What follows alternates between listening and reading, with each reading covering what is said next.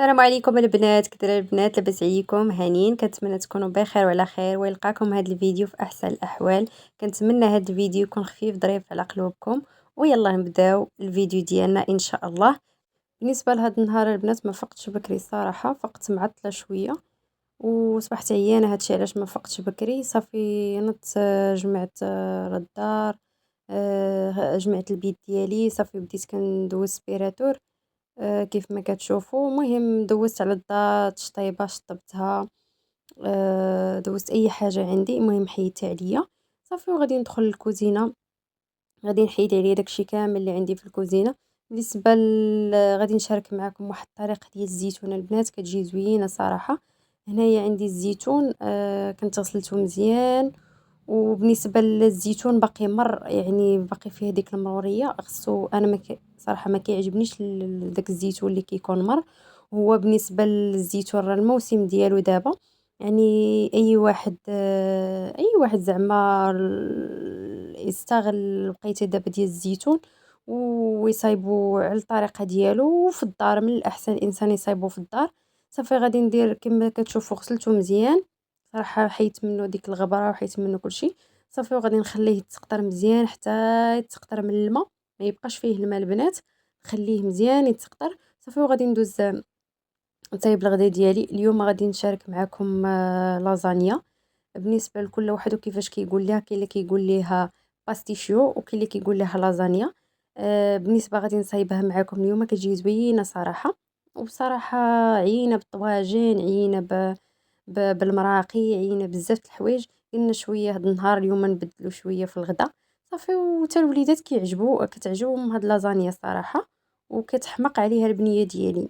صافي هنايا عندي الدجاج اللي كنت جبته من الفريغو الصباح البنات، خليته حتى تطلق مزيان.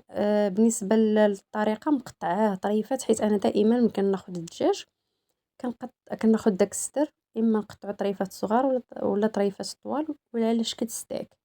يعني كل مره وشنو كندير هنا. صافي كيف ما كتشوفوا قطعت عليه بصيله.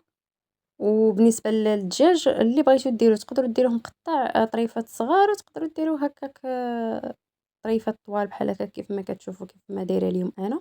صافي وغندير شويه الربيع، كان عندي في الفريغو، كنت ديجا مقطعاه وخاشيه في الفريغو. صافي وغادي ندير العطريه راه كلشي كيعرف العطريه ديال هذا، ديال الباستيشيو. المهم انا بغيت نشارك معكم غداتي، وهادشي اللي كاين راه كلشي كيعرف، يعني طيب، راه كلشي حالك تبارك الله. هنايا كيف ما كتشوفوا درت شويه الكمون، درت شويه غادي ندير البزار كيف ما كتشوفوا، غادي ندير الملحه، غادي ندير شويه الزيت، الزيت المهم ما شاركتوش معكم. غندير الخرقوم، غندير سكينجبير وشويه الثومه البنات. وصافي غادي نخليها تقلى مزيان حتى يتشحر ليا داك الدجاج مع ديك البصيله. صافي وغادي نزيد عليهم. بالنسبه للازانيا راه كل واحد وكيفاش كيديرها. انا بالنسبه لعندي الوليدات زدت عليها واحد زدت عليها فلفله حمراء وفلفله خضراء، ومهم زدت لهم شويه خضيره وصافي. يعني راه نتوما عارفين اللازانيا كيكون فيها غير الفريت والدجاج ولاصوص، يعني لاصوص بلانش. صافي كيف ما كتشوفونا زدت شويه ثومه، وصافي وغادي نخليها تشحر وهانتوما معايا حتى تكملوا معايا الفيديو. وكنشكر البنات كاملين اللي دخلوا عندي للقناه، كنقول لهم مرحبا بكم والف مرحبا، البنات القدام والجداد. وكنشكر اي وحده خلات لي كومونتير في القناه، كنقول لك شكرا اختي. ودائما الا كان كيعجبكم هذا المحتوى وكيعجبكم الفيديوهات ديالي، دعمونا بلايكات وشي كومونتير. واللي اول مره كتشاهد الفيديو وكتدخل عندي القناه، كنقول لك مرحبا بك، فعلي داك الجرس باش دائما يوصلك الجديد ديالي ان شاء الله. صافي هنا كيف ما كتشوفوا البنات، هنايا داك الزيت راه تسقطر ليا مزيان بداك الماء، خليته حتى تسقطر. صافي وغادي نحطه في هاد البواطه هادي، وغادي ندير فيه شويه الملحه. بالنسبه للملحه ما تكثروش البنات باش ما يجيكمش الزيتون مالح. الناس اللي ما كيبغوش الملحه بزاف، انا بالنسبه ليا غادي ندير غير شويه. صافي وغادي نبدا ندخل فيه ديك الملحه مزيان، راه ما غندير لا ما لا حتى شي حاجه. هذه هي الطريقه اللي كتخلي الزيتون يبقى عندكم مده طويله وما كيطرالو حتى شي حاجه البنات. صافي هنايا كيف ما كتشوفوا كندير غير الملحه العاديه، الملحه اللي كنطيبو بيه هي اللي كنديرها البنات.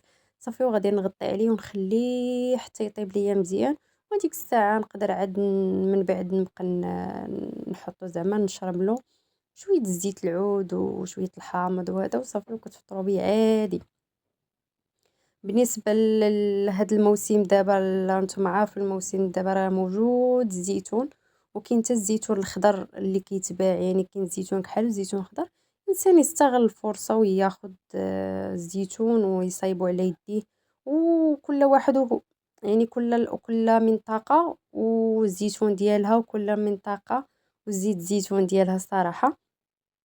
صافي هنا كيف ما كتشوفوا غادي نخليه وحتى يطيب ليا. من بعد ديك الساعه غادي نبقى ناكلوه ديك الساعه. صافي هنايا سلقت الفريت اللي شفتو، وصافي وغادي نخشيها للفران. من بعد غادي نسقطرها مزيان من الماء ونخشيها للفران. ضروري انا البنات ملي تنبغي نخشي الفريت ضروري كنسلقها نص سلقه وعاد كنخشيها للفران، حيت انا ما كنقليهاش. المهم كنتفادى القليان البنات من شحال هادي ما كنقليش. بالنسبه لينا حنا وبالنسبه لوليداتي انا صراحه وليت كنطيب اي حاجه يعني ديال القليان وليت كنخشيها في الفران. لا بالنسبه للحوت ولا بالنسبه للبطاطا، اي حاجه عندي وليت كنخشيها في الفران ولينا كنتفاداو الصراحه القليان.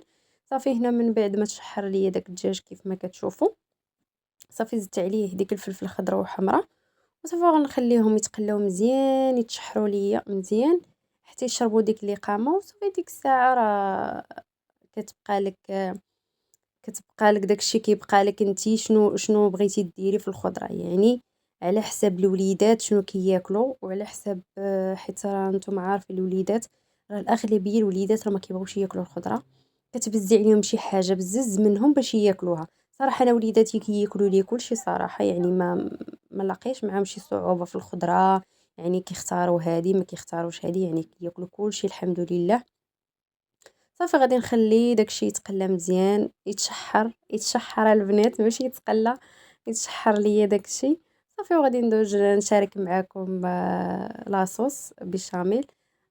غادي ناخذ هنا نص لتر ديال الحليب وغادي ناخذ ديك لاصوص بيشاميل. المهم راه كتكون كتباع تلقاوها بزاف البلايص راها كتباع هاد لاصوص بيشاميل.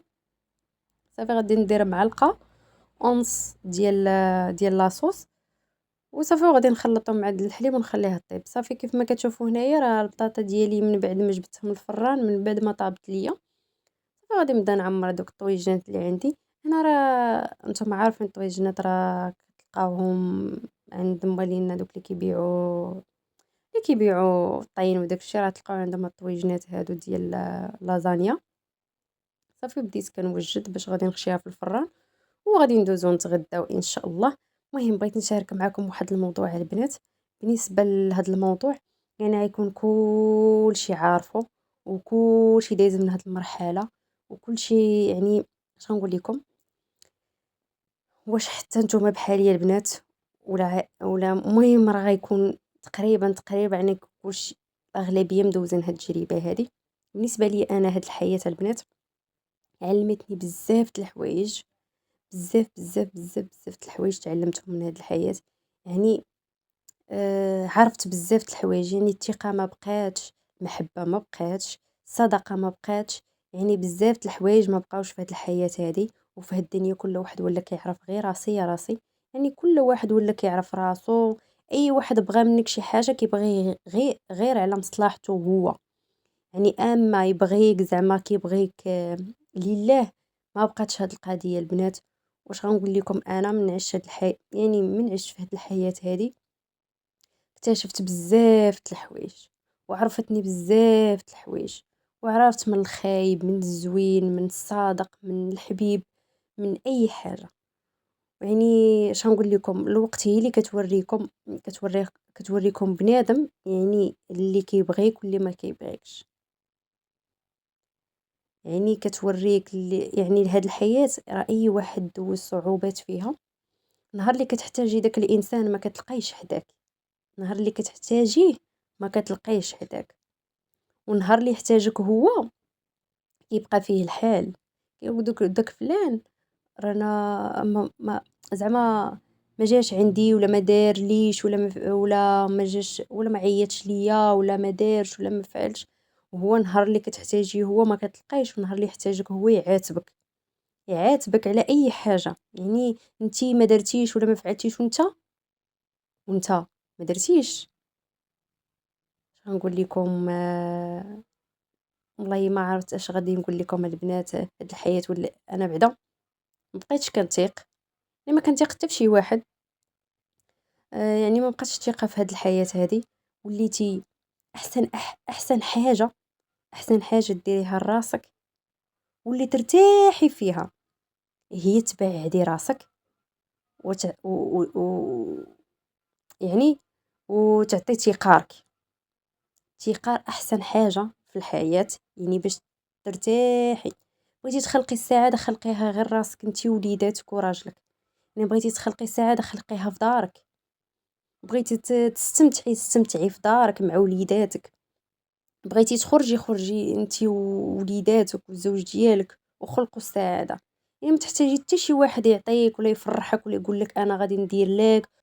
وهذه هي الحياه كيف ما كنقول لكم، علمتنا بزاف د الحوايج، بزاف د الحوايج صراحه عرفناها. وصافي هذه هي الغديوه ديالنا كيف ما كتشوفوا. اللهم ادمها نعمه واحفظها من الزوال. وانسان شوفوا واخا هاد الوقت صعيبه شويه ولا يعني هاد الغلا ولا، يعني انسان ما يحرمش راسو، يعني ما يحرمش راسو من بزاف د الحوايج. اي حاجه تشهيتيها طيبيها لراسك، اي حاجه شفتيها خوديها، اي حاجه. يعني هاد الحياه راه ما فيها حتى شي حاجه، يعني في اي فرمشة عين بزاف د الحوايج كيتبدلوا، بزاف د الحوايج. يعني انسان ما يحرمش راسو، يعني يستمتع بالحياة ويكتشف ويشوف بزاف د الحوايج. وهذا هو الفيديو ديالنا. كنتمنى يكون عجبكم، والسلام عليكم الى فيديو قادم ان شاء الله.